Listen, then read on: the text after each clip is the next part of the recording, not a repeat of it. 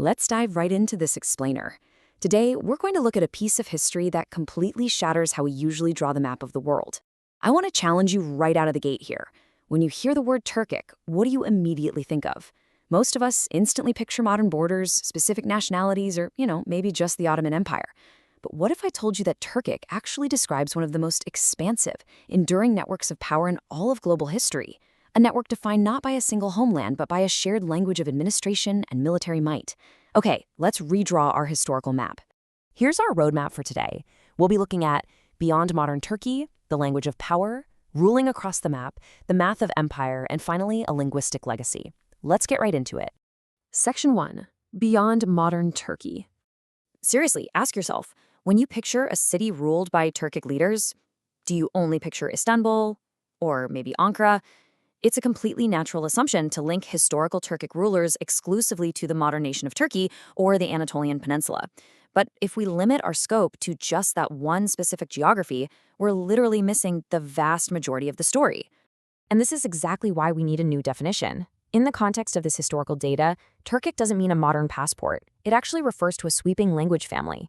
Administrators were labeled as Turkic simply based on the language family their native tongue belonged to. So instead of a nationality, it functioned as this massive, interconnected military and ruling elite over incredibly diverse populations. Section 2. The language of power. So how did this shared language actually translate into power on the ground? Well, what's really fascinating is how this linguistic dynamic played out.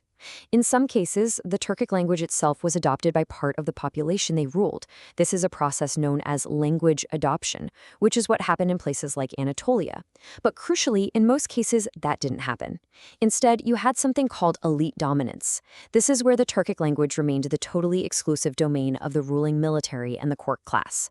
So the streets of Cairo spoke Arabic, the streets of Delhi spoke Hindi or Urdu, but the administrators and generals ruling from the palaces, they spoke Turkic. To really hammer home how wild this linguistic divide was, let's look at the Safavid Empire.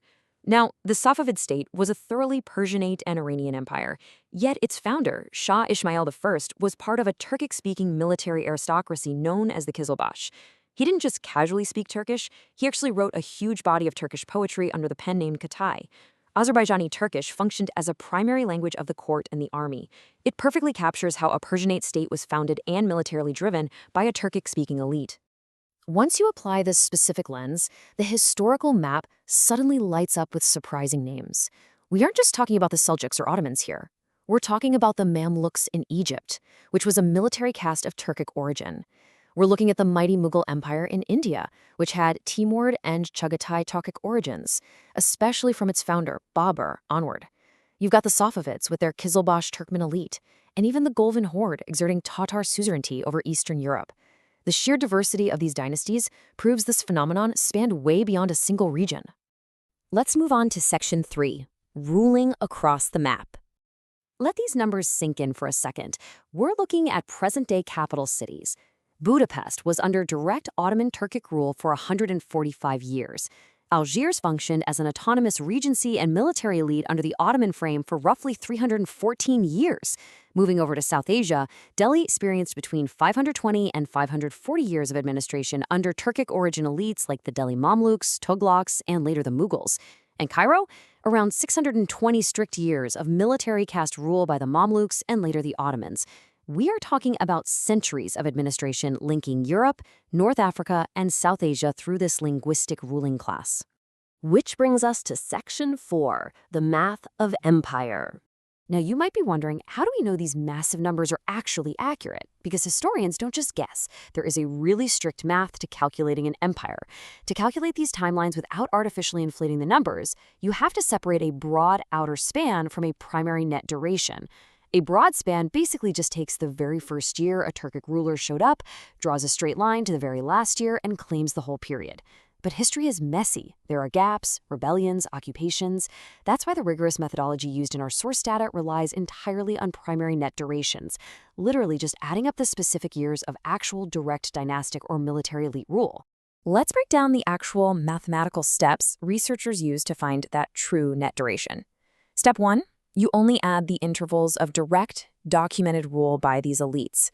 Step 2, You absolutely must tag suzerainty or protectorate status completely separately. So if a city just paid tribute like Moscow did to the Golden Horde, that is not the same as direct city administration. And step 3, the most important one, you rigorously subtract any non-qualifying gaps like local non-Turkic dynasties or European colonial rule.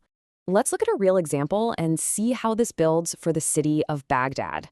You can't just pick an arbitrary early date here. You actually have to subtract the non-Turkic Buid period. So the clean count starts in 1055 with the Seljuks. Then you add the Karakoyunlu, the Safavid, Kizilbash periods starting in 1508, and the Ottoman rule from 1534. But, and this is key, the count strictly stops in 1917 when British capture ends the Ottoman era.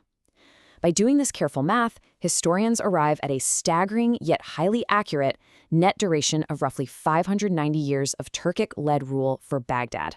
Bukhara provides another super fascinating calculation. The broad span runs all the way from 999 to 1920. It's so tempting to just claim over 900 years of continuous rule, right? But the math says no. Historians must explicitly subtract the 12th century Kara-Katai suzerainty because they were Khitan, not Turkic.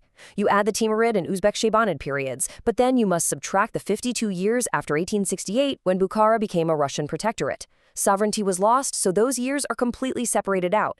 Even after all this strict subtraction, Bukhara still boasts roughly 650 years of direct qualifying administration.